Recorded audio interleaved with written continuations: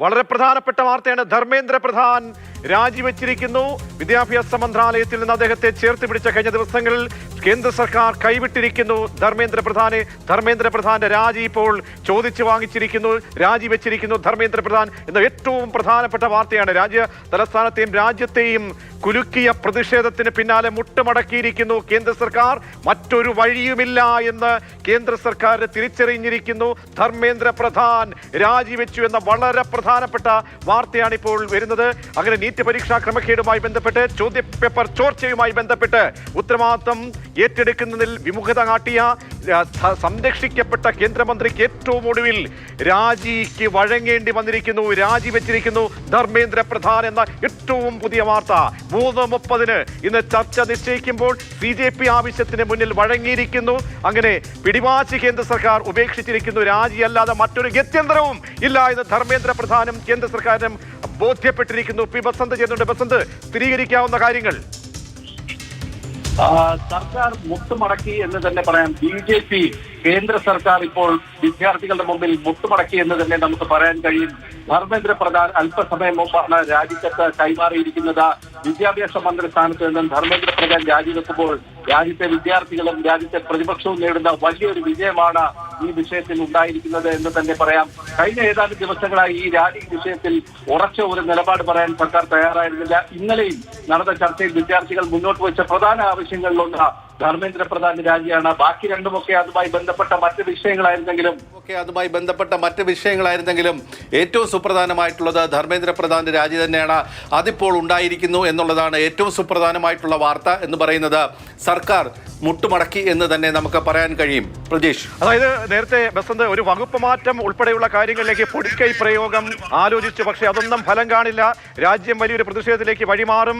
അങ്ങനെ ഈ പാറ്റാക്കൂട്ടം ഡൽഹി ഒന്നാകെ ചിതറും. ഡൽഹി ഒന്നാകെ ഈ തുടർ പ്രക്ഷോഭങ്ങൾക്ക് ആഹ്വാനം ചെയ്യുന്നതടക്കം പിന്നീട് പാർലമെന്റിൽ കടുത്ത നിലപാടിലേക്ക് പ്രതിപക്ഷം പോകുന്നു. പ്രതിപക്ഷ പാർട്ടികൾ ഉയർന്നെഴുന്നേൽക്കുന്നു. വലിയ രീതിയിൽ വിമർശനങ്ങൾ രാജ്യാന്തര തലത്തിൽ നിന്നൊക്കെ വരുന്നു. കേന്ദ്ര സർക്കാരിനെതിരെ കോടതിയുടെ പ്രധാനപ്പെട്ട ചോദ്യങ്ങൾ, നിരീക്ഷണങ്ങൾ ഇതെല്ലാം മുന്നിൽ നിൽക്കുമ്പോഴാണ് ഈ രാജി. അപ്പോൾ കേന്ദ്ര സർക്കാർ ഈ രാജി ചോദിച്ചു വാങ്ങിയായിരുന്നു എന്ന് പറയാം. തീർച്ചയായും സർക്കാരിനെ സംബന്ധിച്ചിടത്തോളം ഇന്ന് വേറെ വഴിയില്ല എന്നുള്ളതാണ് നമ്മൾ കാണേണ്ടത്. സർക്കാരിന് മുന്നിൽ ധർമ്മേന്ദ്ര പ്രധാന്റെ രാജിക്ക് അപ്പുറത്തേക്ക് മാറി ഈ വിഷയം ഒഴിവാക്കാൻ മറ്റ് ഒരു വഴിയുമില്ലാത്ത ഒരു സാഹചര്യത്തിലാണ് ഇപ്പോൾ ധർമ്മേന്ദ്ര പ്രധാന്റെ രാജി വാങ്ങിച്ചിരിക്കുന്നത്. മാത്രമല്ല RSS അടക്കമുള്ള സംഘടനകളും ഇതിനെതിരെ ശക്തമായി തന്നെ രംഗത്ത് വന്നിരുന്നു. അവർ പറഞ്ഞ പ്രധാനപ്പെട്ട കാരണങ്ങളിലൊന്ന് ഈ ധർമ്മേന്ദ്ര പ്രധാനെ സംരക്ഷിക്കുന്നത് തങ്ങളാണ് എന്നുള്ള തരത്തിലുള്ള പ്രചാരണം പുറത്തുണ്ട്. അത് ശരിയല്ല എന്നുള്ള തരത്തിൽ RSSും കഴിഞ്ഞ ദിവസം ചില സൂചനകൾ നൽകിയിരുന്നു.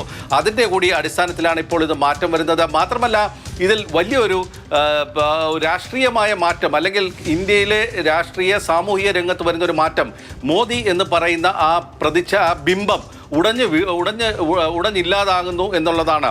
അതായത് ചെറുപ്പക്കാരുടെ ഇടയിൽ ഹരമായിരുന്ന മോദി ഇല്ലാതാകുന്നു എന്നുള്ളതാണ്. ഇൻസ്റ്റാഗ്രാമിൽ നരേന്ദ്രമോദി കഴിഞ്ഞ ദിവസം പങ്കുവച്ച വീഡിയോയുടെ അടിയിലുള്ള കമൻറ്റുകൾ ശ്രദ്ധിച്ചാൽ മാത്രം മതി എത്രത്തോളം പുതിയ തലമുറ ഈ പറയുന്ന ഇന്ത്യയുടെ പ്രധാനമന്ത്രി ഒരുപക്ഷെ ഒരു ഘട്ടത്തിൽ വലിയ തോതിൽ സ്വാധീനം ചെലുത്തിയിരുന്ന ഒരു പ്രധാനമന്ത്രിക്ക് നേരെ തിരിയുന്നു എന്നുള്ളത്. അതൊരു വലിയ സന്ദേശമാണ്, വലിയൊരു സൂചനയാണ്. വരാൻ പോകുന്ന 2029 ലോക്സഭാ തെരഞ്ഞെടുപ്പിൽ ഏകദേശം 7 മുതൽ 10 കോടി വരെ പുതിയ വോട്ടർമാരാണ് വരാൻ പോകുന്നത്.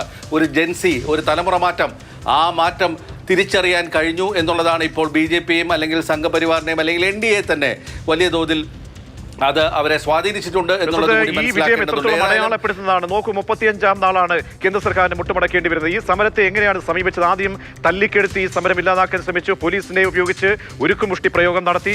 അവിടെയും ഒരുപക്ഷെ തുടക്കത്തിൽ ഈ സമരത്തിന് ശക്തി പോരാന്ന് ചോദിച്ചെങ്കിൽ വർദ്ധിച്ച വീര്യത്തോടുകൂടി ഡൽഹി വിറപ്പിച്ചുകൊണ്ടാണ് സമരത്തിന്റെ പിന്നീടുള്ള നാൾവഴികൾ പോയത്. അപ്പോൾ ഈ സമരം എത്രത്തോളം ചരിത്രത്തിൽ അടയാളപ്പെടുത്തുന്നതാണ് ബസന്ത്?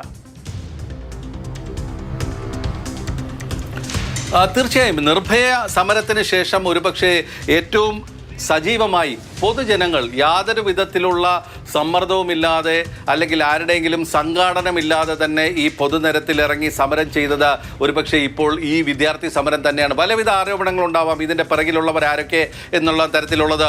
പലവിധ ആരോപണങ്ങൾ ഡൽഹി പോലീസിനെ കൊണ്ടുവരെ ഇപ്പോൾ പറയിച്ചു പാക് കേന്ദ്രീകൃതമാണ്, അല്ലെങ്കിൽ ഇസ്ലാമിക തീവ്രവാദികളാണ്, ഖാലിസ്ഥാൻ തീവ്രവാദികളാണ്, പല വിധത്തിലുള്ള പ്രചാരണങ്ങൾ അയച്ചുവിട്ടെങ്കിലും ഒരു കാര്യം ഉറപ്പാണ്, ഇത് വിദ്യാർത്ഥികൾ സ്വയം വന്നത് തന്നെയാണ്. രണ്ട് കാര്യങ്ങൾ നമുക്ക് ഇതിൽ പറയാം. ഒന്ന്, ഇന്ത്യയിൽ ഇല്ലാതാകുന്ന തൊഴിലവസരങ്ങൾ ഒരു വലിയ വിഷയമാകുന്നു.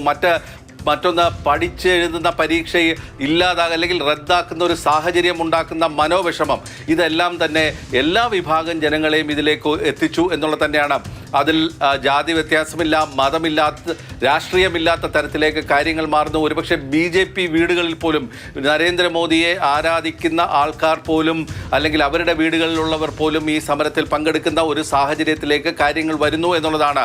ഇന്ന് നമുക്കറിയാം പറ്റ്നയിലും മുംബൈയിൽ കഴിഞ്ഞ ദിവസവും ലക്നൌവിലും ഒക്കെ തന്നെ ഉത്തരേന്ത്യയിൽ തന്നെ വലിയ തോതിൽ വ്യാപകമായി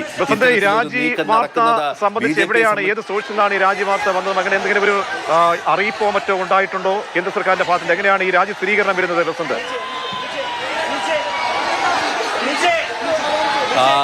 ധർമ്മേന്ദ്ര പ്രധാൻ തന്നെയാണ് ഒരു കത്തയച്ചിരിക്കുന്നത് വിദ്യാർത്ഥികൾക്ക്. അതായത് താൻ രാജിവെക്കുന്നു എന്നുള്ളത് കഴിഞ്ഞ ഇത്രയും ദിവസമായി നടക്കുന്ന സമരത്തിൽ കുറിച്ച്. ആ കത്ത് ഇപ്പോൾ നമുക്ക് സ്ക്രീനിൽ വേണമെങ്കിൽ കാണിക്കാവുന്നതാണ്. കത്തിൻ്റെ പകർപ്പ് പുറത്തു വന്നിട്ടുണ്ട്. അദ്ദേഹം ഹിന്ദിയിലുള്ള ഒരു കത്ത് തന്നെയാണ് ഇപ്പോൾ വന്നിരിക്കുന്നത്.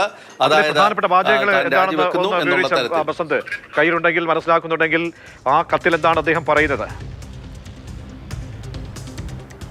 കൂടുതലും ഹിന്ദിയിലാണ് അതിൽ എഴുതിയിരിക്കുന്നത്. मैं पिछले 4 दशकों से अधिक समय से छात्र ശിക്ഷക് ഔർ ശിക്ഷാ സുധാർ എന്ന് വെച്ചാൽ പ്രധാനമായും അദ്ദേഹം പറയുന്നത്, ഞാൻ കഴിഞ്ഞ 4 പതിറ്റാണ്ടുകളായി ഈ പറയുന്ന വിദ്യാർത്ഥി രാഷ്ട്രീയത്തിലൂടെയും മറ്റുമൊക്കെ കടന്നു വന്ന ഒരാൾ എന്നുള്ള തരത്തിലുള്ള ചില വിശദീകരണങ്ങളാണ് അദ്ദേഹം ഇപ്പോൾ നൽകുന്നത്. ഏതായാലും രാജിവെച്ചു എന്നുള്ളത്, അദ്ദേഹം സ്വയം രാജിവെച്ചിരിക്കുന്നു എന്നുള്ളതാണ്. സർക്കാരിന് കൂടുതൽ പ്രശ്നങ്ങൾ ഉണ്ടാക്കാത്ത തരത്തിൽ അദ്ദേഹം സ്വയം ഒഴിഞ്ഞു മാറുന്നു എന്നുള്ളത് തന്നെ നമുക്ക് മനസ്സിലാക്കാൻ കഴിയും. അതായത് ഈ ചർച്ച തുടങ്ങുന്നതിന് തൊട്ട് മുമ്പ് രാജിവെച്ച് കഴിഞ്ഞാൽ ഒരുപക്ഷെ ചർച്ചയിൽ ഇവർ സമരം പിൻവലിക്കുന്ന ഒരു സാഹചര്യത്തിലേക്ക് വരും. മറ്റന്നാൾ പാർലമെൻറ്റ് തുടങ്ങുന്ന ഒരു സാഹചര്യത്തും കൂടിയുണ്ട്. പാർലമെൻറ്റിൽ ഇത് വലിയൊരു വിഷയമായി നിൽക്കുന്നു. മാത്രമല്ല പ്രതിപക്ഷം ഇപ്പോൾ തീരുമാനിച്ചിരിക്കുന്നത് ഈ ധർമ്മേന്ദ്ര പ്രധാൻ്റെ രാജി ഇല്ല എന്നുണ്ടെങ്കിൽ